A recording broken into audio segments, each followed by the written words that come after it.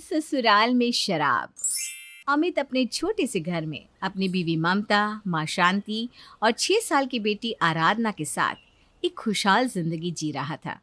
पर तभी एक दिन अमित जब नशे की हालत में घर आता है।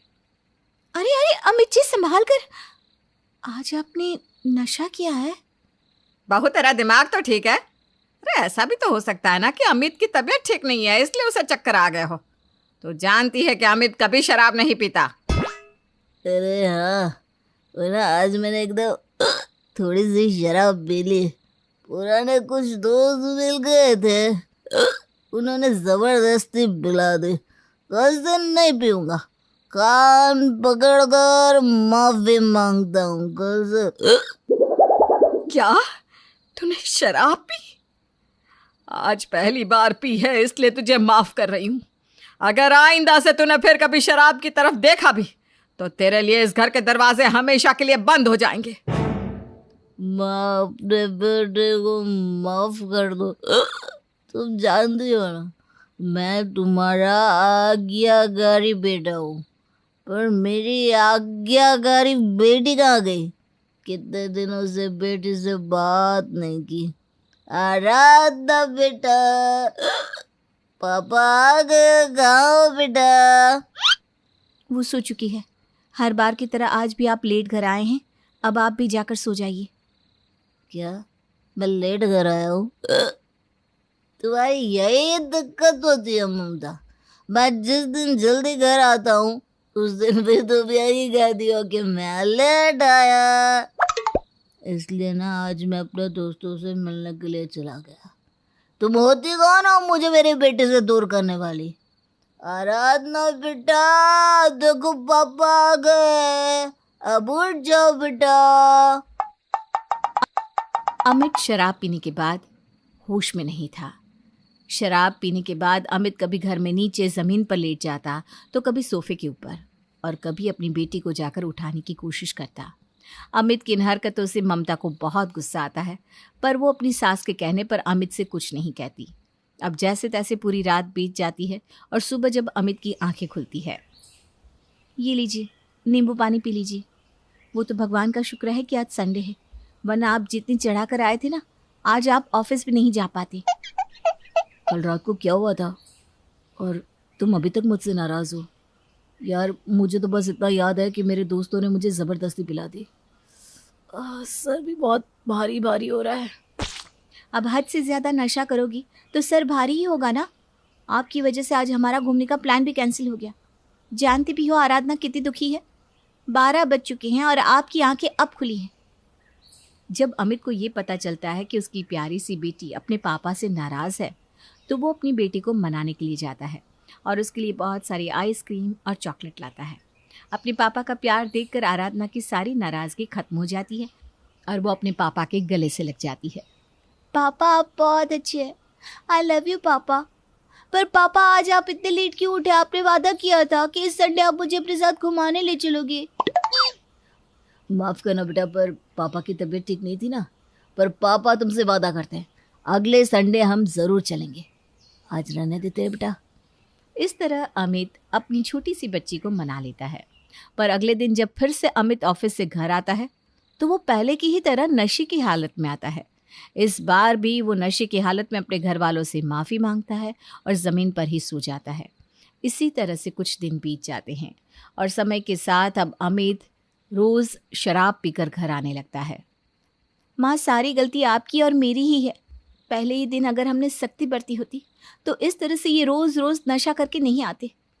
ममता बहू, अपने पति से कोई इस तरह से बात करता है क्या? मानती हूँ मेरा बेटा गलत है, वो कुछ दिनों से शराब पी रहा है, पर इसका मतलब ये तो नहीं कि तू अपना कर्तव्य भूल जाए। माँ जी, बुरा मत मानना, पर आप देख लेना, अगर अब भी हमने इन्हें इसी तरह से छूट दी तो ये अपना काम धाम छोड़कर शराब में डूब जाएंगी। उनकी संगति अच्छी नहीं है। कहीं ऐसा ना हो कि हम अपना कर्तव्य निभाते रहें और ये अपने कर्तव्य से ही भटक जाए। अपने पति को नशे में देखकर ममता का गुस्सा बढ़ने लगता है। वो अपने कमरे में चली जाती है, पर माँ तो माँ होती है। अपने बेटे को ज़मीन पर बेहोशी की हालत में देखकर शांति को बहुत दुख होता है और वो अपने बेटे को चद्दर उड़ा देती है। अगली सुबह जब अमित की आँख खुलती है तो हमेशा की तरह वो खुद को ज़मीन पर पाता है। अब इसी तरह से एक बार फिर से संडे का दिन आ जाता है और इस बार भी अमित आराधना को अपने साथ कहीं घुमाने नहीं ले जाता और शाम को नशे की हालत में घर आता है। मैं घर आ गया, मुझे बहुत भूख लग रही है, मेरे लिए बहुत सारा खाना लगाना। मेरी बीवी मुझे खाने के लिए कुछ देती ही नहीं है। बेटा मैं तेरे लिए खाना ला रही हूँ, पर यह तूने अपनी कैसी हालत बना दी है। तू तो शराब की तरफ देखता भी नहीं था और अब रोज शराब पी कर आने लगा है। तू भूल गया आज तू आराधना को बाहर ले जाने वाला था। बेचारी मेरी बच्ची सुबह से तेरी राह तक रही है। आज छुट्टी वाले दिन तू कहाँ चला गया था बेटा? मैंने कहा था ना माँ जी, देखा आपने, इन कुछ ही दिनों में इन्होंने शराब को अपने सीने से लगा लिया। और ये सुबह सुबह और कहाँ जाएंगे? अपने असली घर गए थे, अपने ठिकाने पर। हालत देख नहीं रही है क्या आप इनकी? पापा, आप तो मेरे अच्छे पापा थे, पर जब से आपने शराब से दोस्ती करी है, आप मेरे बुरे पापा बनते जा रहे हैं।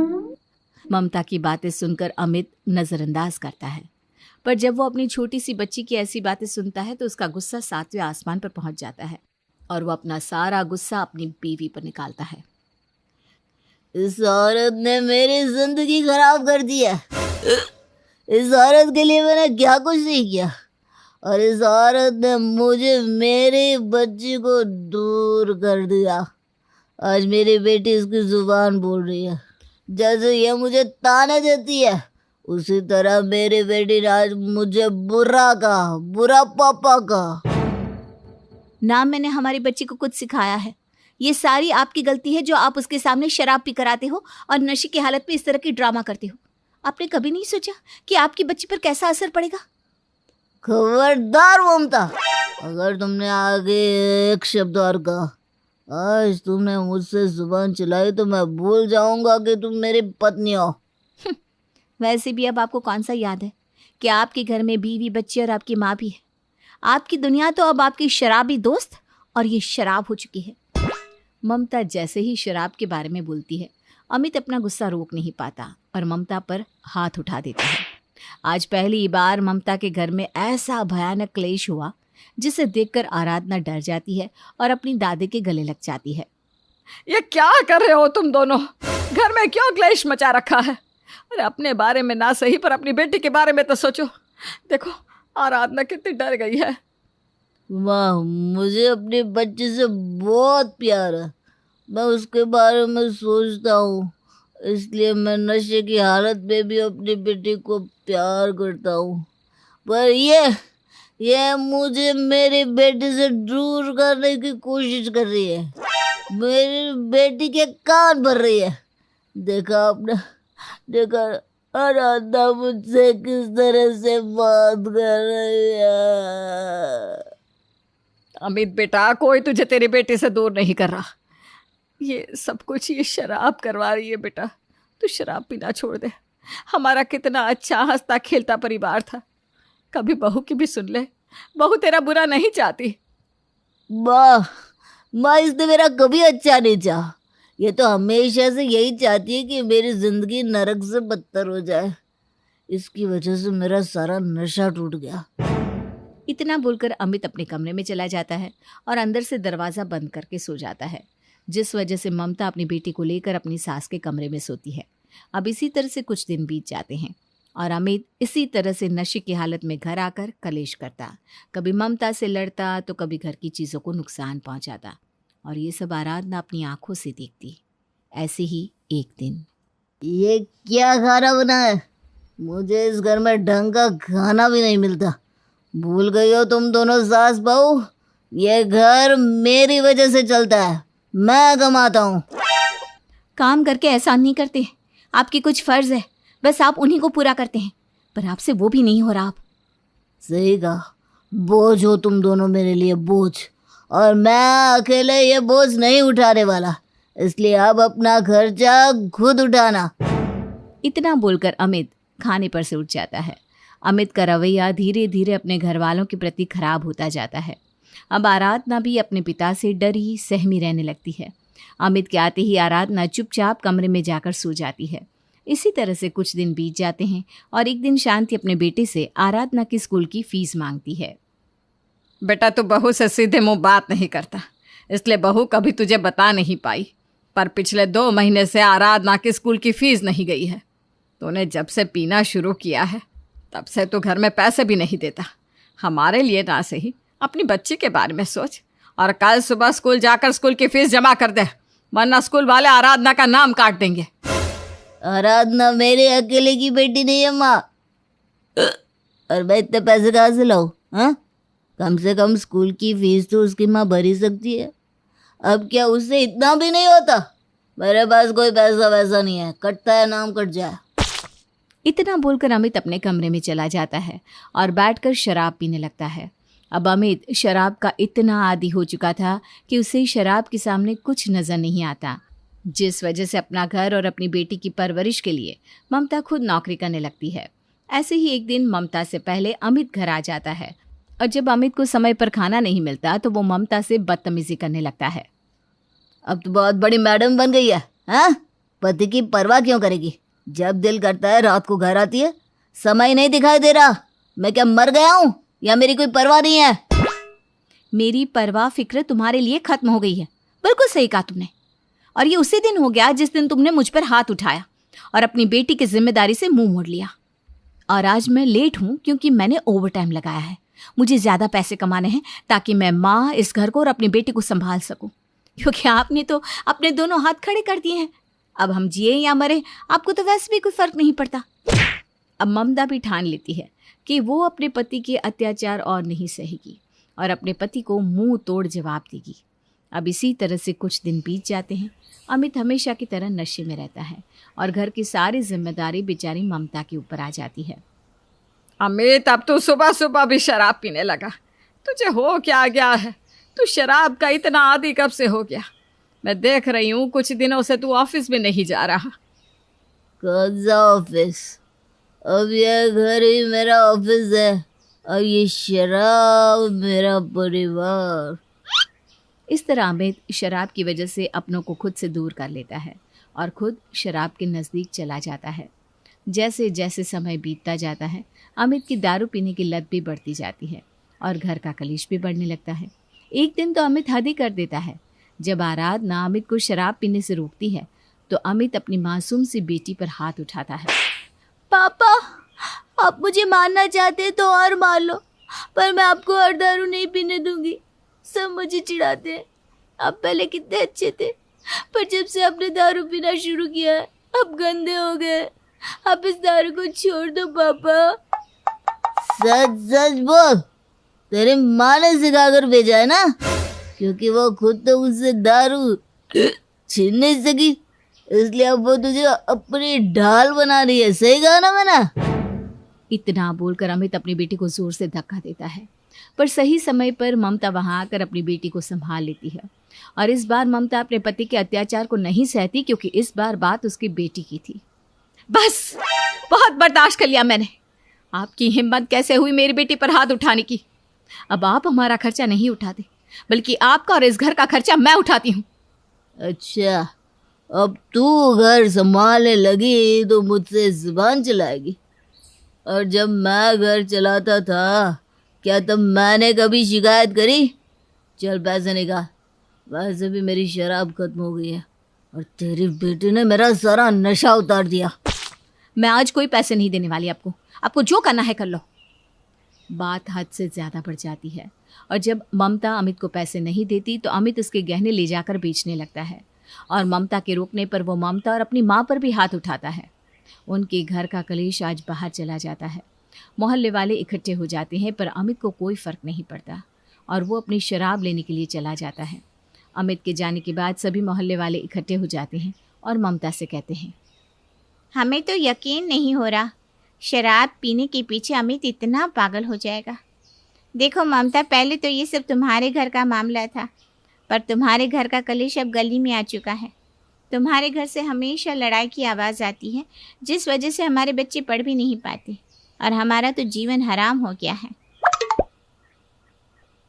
बहन, मेरी बहू को कुछ मत बोलो। आखिर उसका दोष क्या है? सारा दोष तो मेरे बेटे का है। जब मेरा बेटा पहली बार शराब पी कर आया था तभी मुझे उसे 2 थप्पड़ मारने चाहिए थे और घर से बाहर कर देना चाहिए था, पर उस समय मैंने उसे बढ़ावा दिया और अपनी बहू को चुप करवा दिया। ये सब उसी का नतीजा है। शांति बहन, अब गलती करती है तो उसे सुधारो। अपने बेटे को नशा मुक्ति केंद्र छोड़ो या फिर जेल डालो, तभी ये दारू पीना छोड़ेगा। आप सही कह रही हैं आंटी जी। अब मैं अपने ऊपर हुए अत्याचार की रिपोर्ट लिखवाऊंगी और इस आदमी को सज़ा के साथ नशा मुक्ति केंद्र भेजूंगी ताकि मुझे मेरा अमित मिल सके। इस शराब ने तो मेरी हंसती खेलती गृहस्थी बर्बाद कर दी है। अगर मैंने अब देरी करी तो कहीं ऐसा ना हो कि बहुत देर हो जाए। पर बहू तुम मेरे बेटे को। नहीं माँ जी, आज नहीं, आज मैं आपकी बात नहीं सुनूंगी। आज सवाल मेरी बेटी का है। जिस तरह से अमित ने मेरी बेटी को मारा है मैं कभी नहीं भूल सकती। और वैसे भी अब ये अमित हमारा अमित नहीं है। अगर हमें अमित को सुधारना है तो उसे कुछ दिन जेल में और कुछ दिन नशा मुक्ति केंद्र में रहना ही होगा। हमारे कुछ सख्त कदम ही अब अमित को पहले की तरह ठीक कर सकते हैं। ममता के पास अपने पति को सुधारने का और कोई रास्ता नहीं बचता और वो अपने पति के खिलाफ हिंसा की कंप्लेंट लिखवा देती है, जिसके बाद पुलिस वाले अमित को कुछ दिनों के लिए हिरासत में ले लेते हैं। बहुत शौक है ना तुझे शराब पीकर बीवी बच्चे और माँ को मारने का। अब जब तू पुलिस के डंडे खाएगा ना तब तेरी अकल ठिकाने आएगी। इंस्पेक्टर साहब मुझे माफ़ कर दो। मैं अपने बीवी बच्चे और माँ से बहुत प्यार करता हूँ, पर पता नहीं जब से मैंने शराब पीनी शुरू करी है मुझे क्या हो गया है। मैं इसके बिना नहीं रह पाता और अपने ही घर वालों को मारता पीटता हूँ। इस शराब ने मुझसे मेरी नौकरी भी छीन ली। मैं जानता हूँ मैं गलत हूँ, पर मैं खुद को चाहकर भी नहीं रोक पा रहा। आप मुझे जल्दी से जल्दी नशा मुक्ति केंद्र भेज दीजिए। जेल में जाने के बाद अमित को भी एहसास होता है कि इस शराब ने उसे क्या से क्या बना दिया। इसलिए अमित खुद हंसते हंसते शराब छोड़ने के लिए नशा मुक्ति केंद्र चला जाता है और कुछ महीने बाद अमित अपने घर वापस आता है, जहां वो अपने बीवी बच्चे और माँ को एक गरीब भारी जिंदगी जीते हुए देखता है। पर अब अमित अपनी ज़िंदगी की एक नई शुरुआत करता है और नौकरी की तलाश में लग जाता है और बहुत जल्द वो उसी मुकाम पर पहुंच जाता है जहां वो पहले कभी था।